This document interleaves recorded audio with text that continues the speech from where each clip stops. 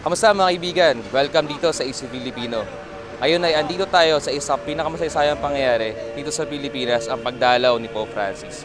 Kaya ngayon magtatanong tayo sa mga kaibigan natin kung ano masasabi nila sa pagdalaw ng Santo Papa. Kaya let's gets! Pope Francis? Ano masasabi mo sa pagpunta ni Pope Francis? Kaya lang ba si Pope Francis? Opo. Sino siya?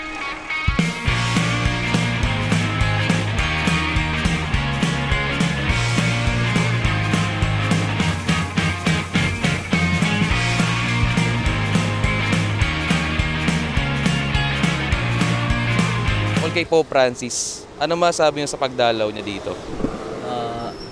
Okay lang. Ano masasabi niyo sa pagdalaw niya dito?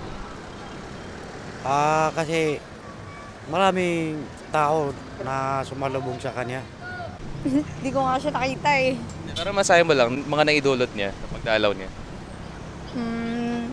Parang biglang nagkaroon ng peace of mind ng mga tao. Ang masasabi ko,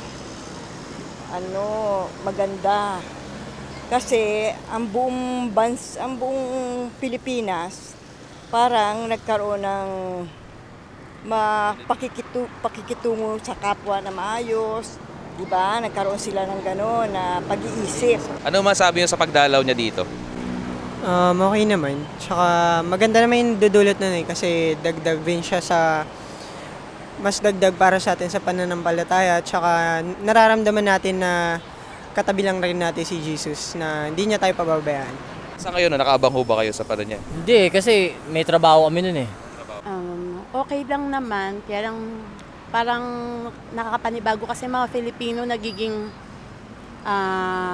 maagap lang sila, maayos kapag kami mga bisita. Pero pagka wala, we're just living parang relax lang, hindi inaayos ang kalsada. Malinis ngayon ng Manila dahil sa pagpunta dito ni Santo Papa. Ano yung tulong niya na pumunta siya dito? Ngayon medyo magaan yung biyahe, wala masyadong traffic. Tsaka maganda doon kasi parang mahaba yung family day ngayon. Look at this. Oo, EDSA, di ba? Sana kahit walang bisita, ganito rin kaganda. Pero pagka walang bisita, parang ang gulo-gulo ng kalsada. Sana ganyan din kahit walang dadating na bisita. So kitang-kita niyo ang linis ng Maynila. Tingnan niyo, walang dumadaan. Sinara nila yung kalsada. Nakikita niyo ang daming tao naglalakad papunta doon. Hindi ko alam kung bakit. Kaya titignan natin kung ano nangyayari doon. Tara.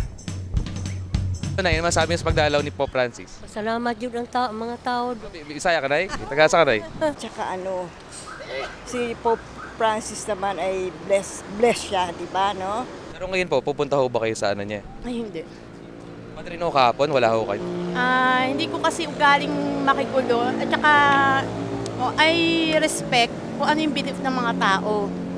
Kasi hindi naman ako Catholic eh. Pero hindi kami ganun ka-active na para makigulo pa. Siguro tama na yung nanonood na lang kami sa TV kung ano yung nangyayari. Maraming salamat po. Sana araw-araw. Sana araw-araw maraming natuto maglinis. So guys, hindi tayo kay Pope Francis sa Mall of Asia Arena, pero hindi na makapasok ng dami ticket. Tingnan nyo, ang daming tao, sobra. Ang dami rin police.